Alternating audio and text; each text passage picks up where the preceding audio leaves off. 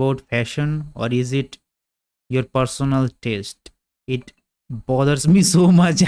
I can't even sleep in class, please tell me. আচ্ছা, এই কোশ্চেনটা জানার জন্য ওর মানে ঘুমাইতেও পারে না।